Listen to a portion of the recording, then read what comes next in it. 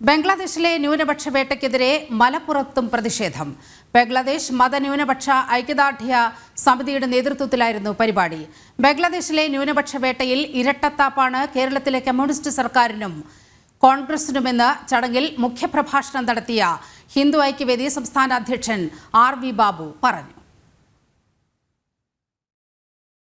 ബംഗ്ലാദേശിലെ ഹിന്ദു വേട്ടയ്ക്കെതിരെ ഹൈന്ദവ സംഘടനകളുടെ നേതൃത്വത്തിൽ ശക്തമായ പ്രതിഷേധമാണ് ഉയരുന്നത്. സംസ്ഥാനത്തുടനീളം പ്രതിഷേധം ആളിപ്പടരുന്നു.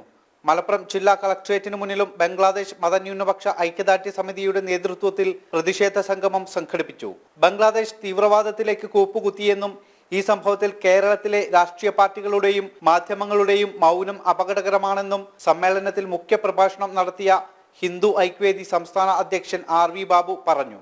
22% ഹൈന്ദവ ജനസംഖ്യ ഇന്ന് ബംഗ്ലാദേശിൽ 8% താഴെയാണ്. എവിടെ പോയതാണ് അവര്? ആര് ഭരിച്ചാലും ബംഗ്ലാദേശിലെ ജമാഅത്തെ ഇസ്ലാമിയുടെ നേതൃത്വത്തിലുള്ള തീവ്ര മതവിഭാഗങ്ങൾ,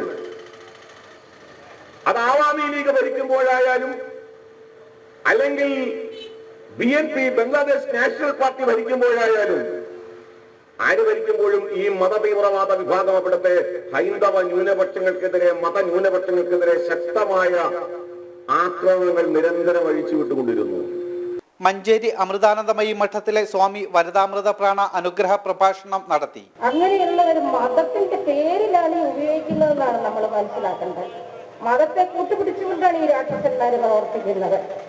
അതുകൊണ്ട് മതത്തിന്റെ യഥാർത്ഥ സാരമായ സ്നേഹത്തിന്റെ ഒരു കണികയെങ്കിലും ഉള്ളിലുണ്ടെങ്കിൽ, മനുഷ്യത്വത്തിന് ഇതിലെങ്കിലും വില കൊടുക്കുന്നവരുണ്ടെങ്കിൽ, അവര് എല്ലാ മതത്തിനും ജാതിക്കും രാഷ്ട്രീയത്തിനും അതീതമായി ഒന്നായിട്ട് നിലകൊള്ളണമെന്നാണ് എനിക്കിവിടെ പറയാനുള്ളത്.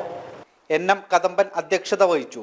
ബംഗ്ലാദേശിലെ ഹിന്ദു ആചാര്യനും സന്യാസി ശ്രേഷ്ഠനുമായ പ്രഭു ചിന്മയ് കൃഷ്ണദാസിനെ അടക്കമുള്ള സന്യാസിമാരെ അറസ്റ്റ് ചെയ്തതിൽ പ്രതിഷേധിച്ചായിരുന്നു ഐക്യദാർഢ്യ സംഗമം.